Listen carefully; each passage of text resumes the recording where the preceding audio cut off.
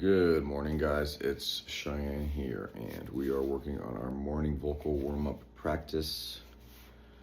I just woke up, and we are continuing to read straight through the book, Outwitting the Devil. We are reading this one out loud. Let's continue. I was under the impression that the purpose of all schooling was to help children think. That may be the purpose of schooling. But the system in most of the schools of the world do not carry out that purpose. School children are taught not to develop and use their own minds, but to adopt and use the thoughts of others.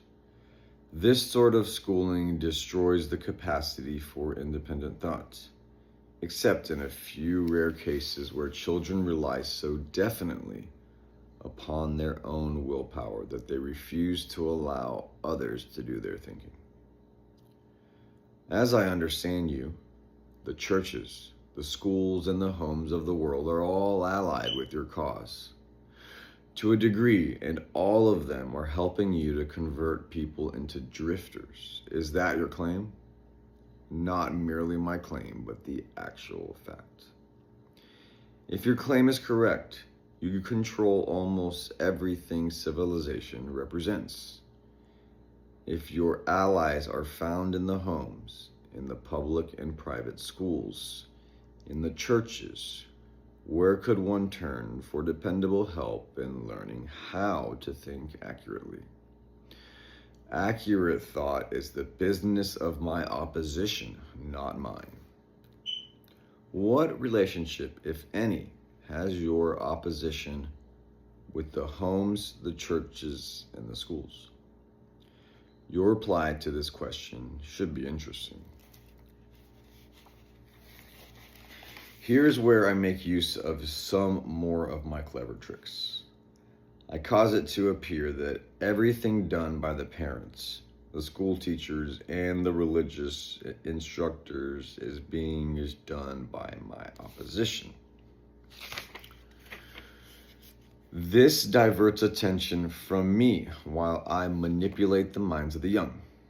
When religious instructors try to teach children the virtues of my opposition, they generally do so by frightening them with my name.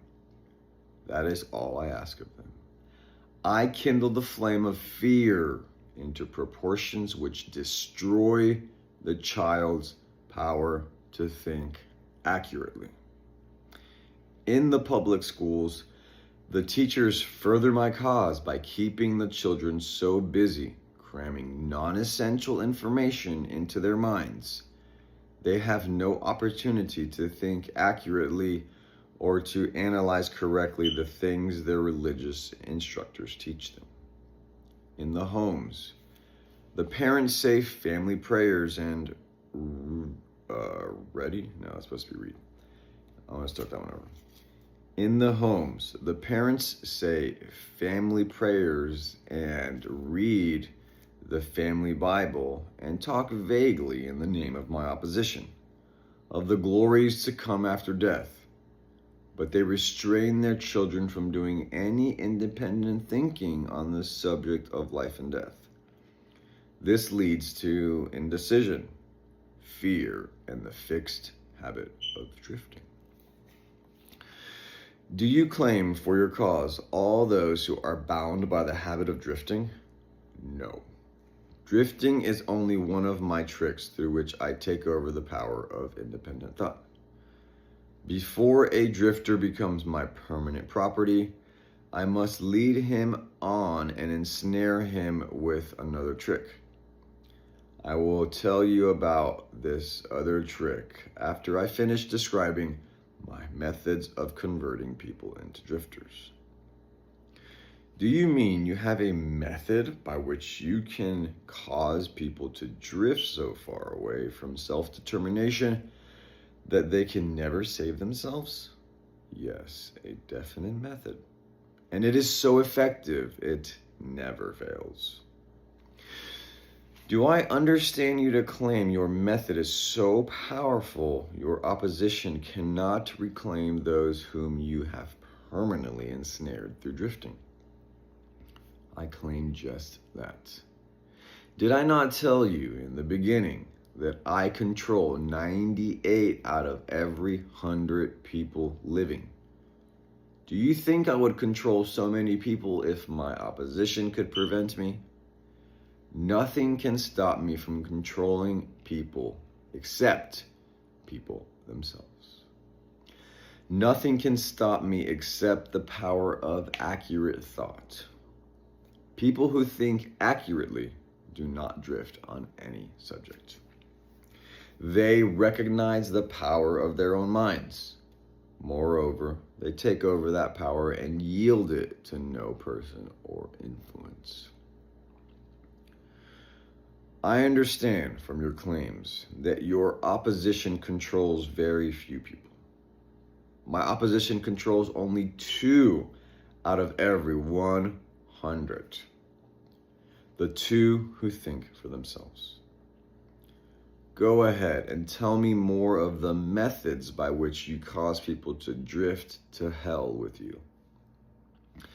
I cause people to drift on every subject through which I can control independent thought and action. Take the subject of health, for example. I cause most people to eat too much food and the wrong sort of food. This leads to indigestion and destroys the power of accurate thought. Wild, bro. If the public schools and the churches taught children more about proper eating, they would do my cause irreparable damage. It's wild, dude. It's nuts. Marriage. I cause men and women to drift into marriage without plan or purpose, designed to convert the relationship into harmony. Here is one of my most effective methods of converting people into the habit of drifting. I cause married people to bicker and nag one another over money matters. I cause them to quarrel over bringing up of their children. I engage them in unpleasant controversies over their intimate relationships. I engage them in disagreements over friends and social activities. I keep them so busy finding fault with one another that they never have time to do anything else long enough to break the habit of drifting. Lord have mercy. Occupation. I teach people to become drifters by causing them to drift out of school into the first job they can find, with no definite aim or purpose except to make a living. Through this trick, I keep millions of people in fear of poverty all their lives. Through this fear, I lead them slowly but surely onward until they reach the point beyond which no individual has ever broken the habit of drifting. Savings. I cause people to spend freely and to save sparingly, or not at all, until I take complete control of them through their fear of poverty. It's wild. Environment. I cause people to drift into inharmonious and unpleasant environments in the home, in their place of occupation, in their relationship with relatives and acquaintances, and to remain there until I claim them through the habit of drifting. Dominating thoughts. I cause people to drift into the habit of thinking negative thoughts.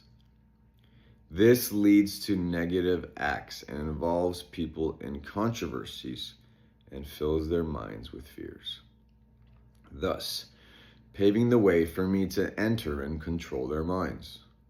When I move in, I do so by appealing to people through negative thought in the minds of people through the pulpit, the newspaper, the moving pictures, the radio, and all other popular methods of appeal to the mind. I cause people to allow me to do their thinking for them because they are too lazy and too indifferent to think for themselves.